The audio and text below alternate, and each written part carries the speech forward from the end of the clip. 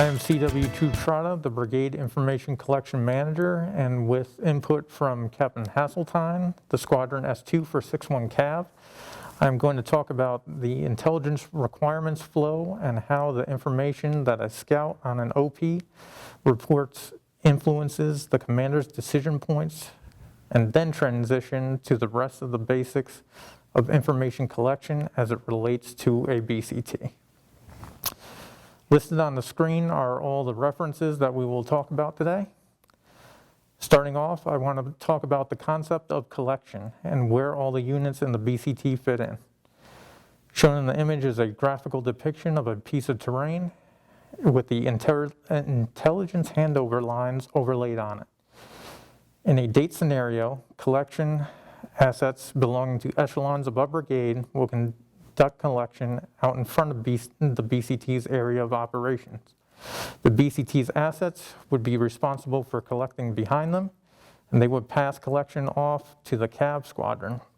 And then the CAV squadron would conduct an R-pull or F-pull of another maneuver unit through. This should allow soldiers to see where they fit into the concept of collection. Talking about the collection information must be relevant, accurate, timely, usable, complete, and precise. If the scout or RTO poorly reports information, it may cause the commander to dedicate assets that are not needed, or he may decide to withhold assets when he should have dedicated them. I want to focus on timely.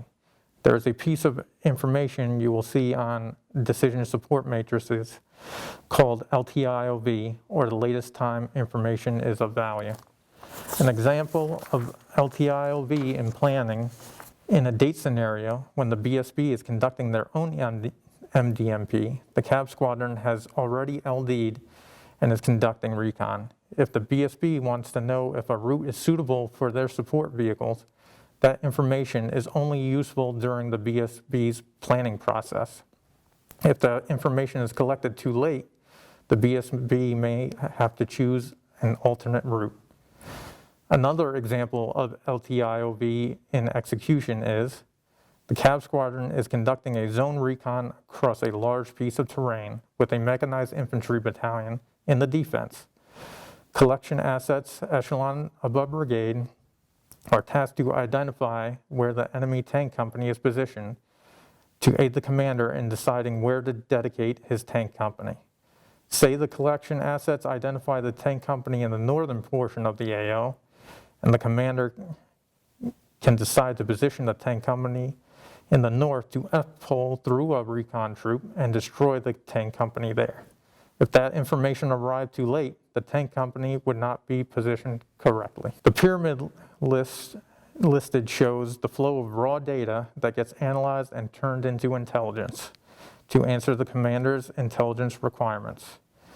At the tactical level, commanders use reconnaissance, surveillance, security, and intelligence missions or operations to plan, organize, and execute shaping operations that answer the CCIRs and support decisive operations. 6-1 Cav answers the brigade's information requirements in offense, defense, and stability tasks. The 6-1 Cav staff is often in a parallel planning timeline with the brigade staff during the operations process due to the supporting relations of the BCT's mission.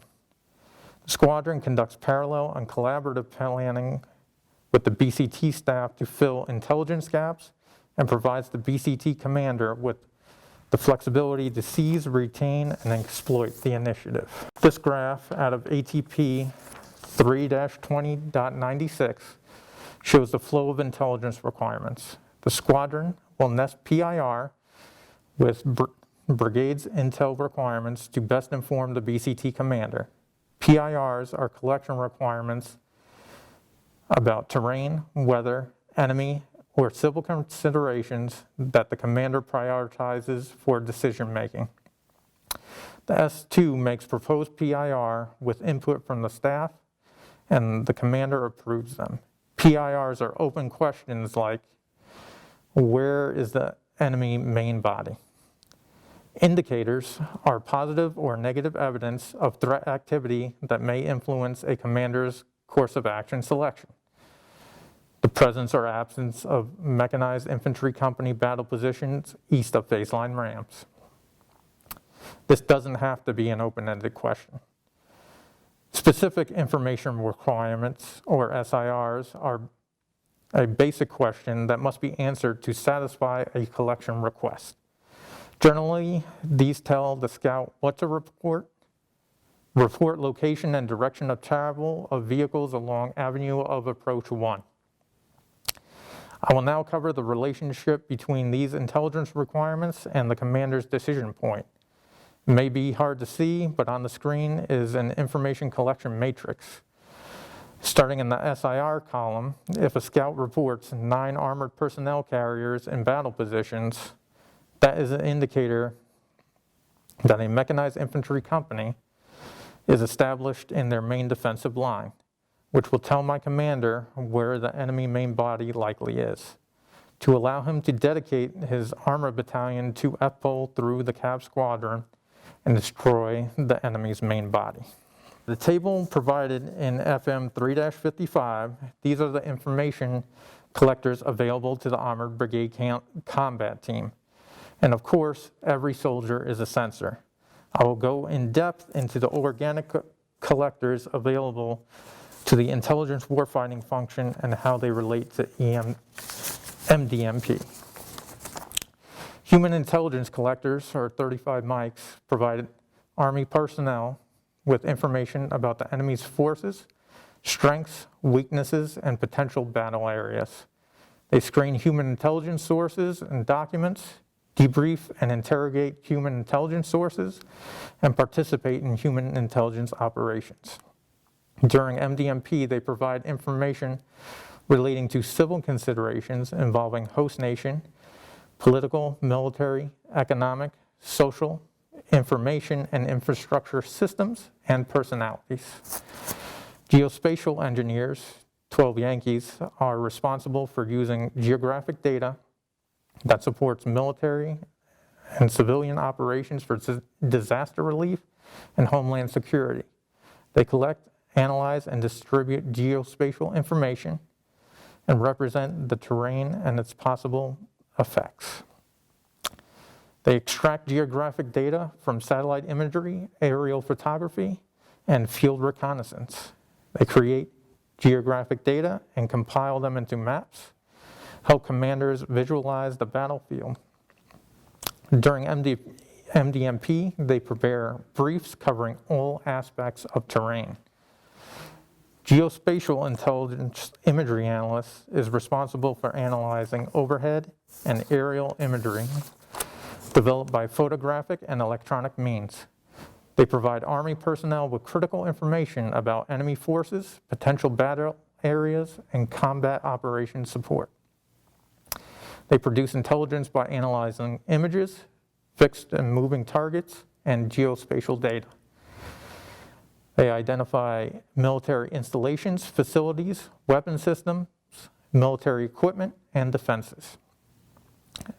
They determine location and dimension of objects and conduct battle damage assessments.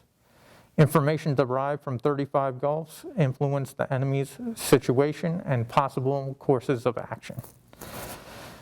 Signals intelligence analysts, 35 November, examine foreign communications and activity and relays that information by producing combat, strategic, and tactical intelligence reports.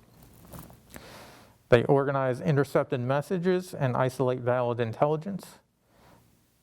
They identify target and operational patterns and assist in the emplacement, camouflage, and recovery of surveillance systems.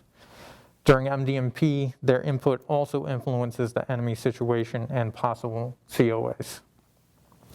Now that our collectors have been explained, I will show you the process of how they are chosen to collect and products relating to this. We create the information collection synchronization matrix to ensure the assets collect the appropriate information at the appropriate times and answer the PIRs in the time frame allowed to ensure the commander can make operational decisions. We make the plans 72 to 96 hours out, so get your requirements up early. All of it comes together graphically as an overlay called the Information Collection Overlay.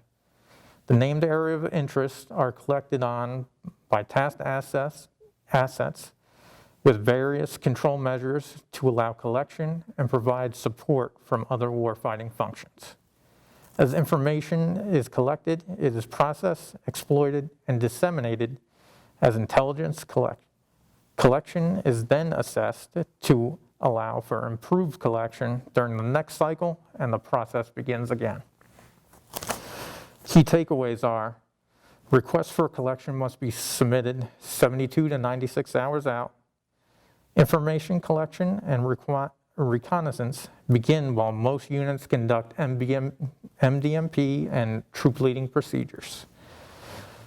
LTIOV, information has to be collected in a timely manner to feed the commander's decisions. This concludes my brief